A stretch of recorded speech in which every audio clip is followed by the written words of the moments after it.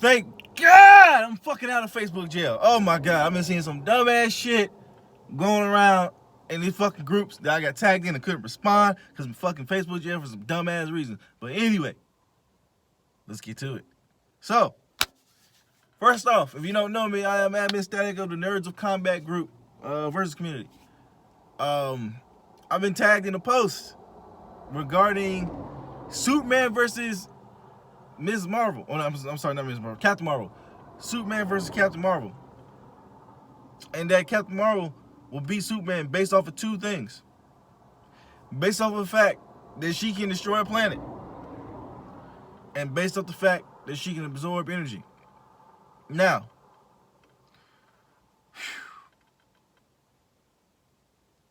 I'm not going to say the names or nothing like that because they know who they are. This is dumb. You didn't do your research and you're making up your own context and you're making up your own laws. The evidence given to you from both sides, and I am going to provide these evidence, Superman beats Captain Marvel. Actually stomps her. There's no evidence supporting that Captain Marvel can beat Superman. This is why. First, let's go to the reason to where Captain Marvel can destroy a planet and Superman can't. First of all, Superman can destroy a planet, and he actually has. Not a planetoid, an actual planet. Look right here. See this? This Superman destroying a planet twice the size of Earth in a different universe. All right? Yes, he has destroyed a planet, and with his fucking heat vision. So moving on. Next, we got the whole thing where, as I did a little bit digging into the original post with this Captain Marvel vs. Superman, we see them showing like, oh, well, she can absorb all the energy out of Superman. Superman can have, in fact, have his energy absorbed. You know, referring to Killer Frost sapping his energy and stuff like that. Guess what? Captain Marvel cannot absorb energy directly from a source by touching it. She's not fucking Rogue. She only absorbs exerted energy. Energy that is thrown out or exerted from a person or an object. It's a form, if it's a form, also to radiation, which is a form of energy. If it's exerted, she can absorb it. So if Superman shoots her with her heat vision, she can absorb that. She cannot physically grab him and absorb energy. Her powers don't work like that. Now, going to the point too also as well, her powers are the give off the radiation in the form of a white dwarf star. Now, a white dwarf star. Get ready for this. A white dwarf star is going to do nothing to Superman. It's not going to hinder him and it's not going to buff him. It's a neutral color. Now, what gives Superman his powers? The sun. What is the sun? A big fucking star. Now, different color stars or suns, wherever you want to look at it, give him his power or take it away. White is not one of them. As you can see right here, Superman is in the middle of a white dwarf star and it does nothing to him. He doesn't feel it. It doesn't irritate him. It doesn't buff him. It doesn't debuff him. It doesn't do anything. So Carol Danvers, her powers aren't going to do jack shit to him. Will he feel the impact of these blasts and of her punches and stuff like that? Yeah. Her physical attacks, yes, can do something to him. He can feel those. Still not enough to put him down.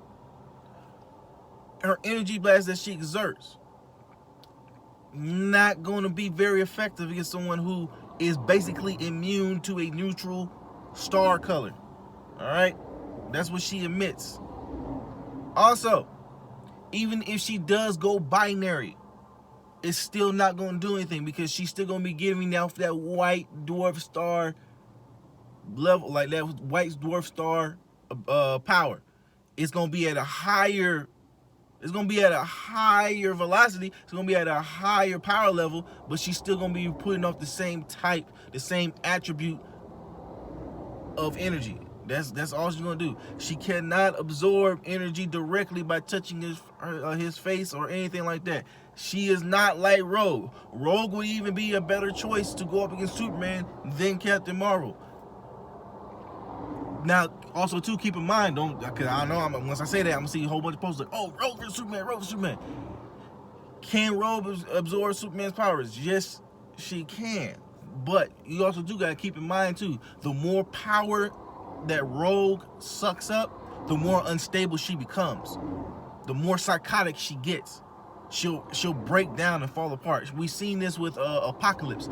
She was the only one to go toe to toe with Apocalypse for a very, very short amount of time, but she was the only one to actually go toe to toe with Apocalypse after absorbing the power from Apocalypse. But she got so much power, she became super unstable, and he put her down.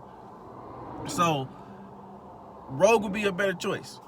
Captain Marvel does not have the feats to back up being able to take down Superman. Back to whole destroying this planet, the whole Superman has to destroy the planet thing. We know that Superman has the ability to destroy a planet by proper scaling. We see this all the time when it comes to Goku. Goku has never destroyed a planet, but we know by proper scaling that he can destroy a planet. So there's multiple ways Superman can destroy a planet. Let's look at one of them.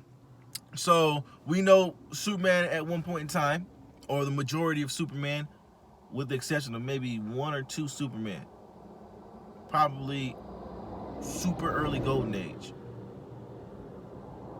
and the other one, I'm not gonna be stuck on that forever, but they can he pulled an entire solar system, a chain of planets. I want you to think about this. He's strong enough to pull a fucking whole line of planets, right? What if Superman decided to take one of those planets? They're not chained together or nothing. Let's say he had, since he can drag all the planets, he can obviously drag one. What if he grabs one planet and throws it into another? He will be destroying two planets. That makes him planetary. Just because you haven't seen him do it, doesn't mean he's not capable of doing it. Proper power scaling comes into these fights, into these death matches, all right? Like, this shit is retarded. I'm so sick of people just taking these fights and making up their own context to fit their narrative without doing the proper research on both sides. They do research on one side because they don't like this side, and they don't do research on this side because they don't like it, and all their fucking shit is off. And then you do the research on the side that you want to win, but you put white lies inside the research and ignore certain things inside this character's research to give them a handicap or give them an edge. What the fuck? End of the day, Carol Danvers does not have what it takes to take down Superman. There are plenty of other characters who can do it in the Marvel Universe. Plenty of characters. Carol is not one of them. Like, if you want Superman to lose that bad, if you want him to get his ass kicked, put him up against Juggernaut. Put him up against Thanos. Put him up against Hyperion. Like, put him up against somebody that will beat the shit out of him, like, for certain, all right? Fucking put him up against Thor. Thor, it's a toss-up, but Thor will have an edge because he's elemental magic. So, like, come on, guy. Oh, man, you put Superman up against Hercules. Hercules gonna fucking beat the crap out of Superman. Like, there's so many other choices to pick. All right. Anyway, with that being said, this is Admin Static of Nerds of Combat versus Community Group. And I'm out. Y'all have a good day.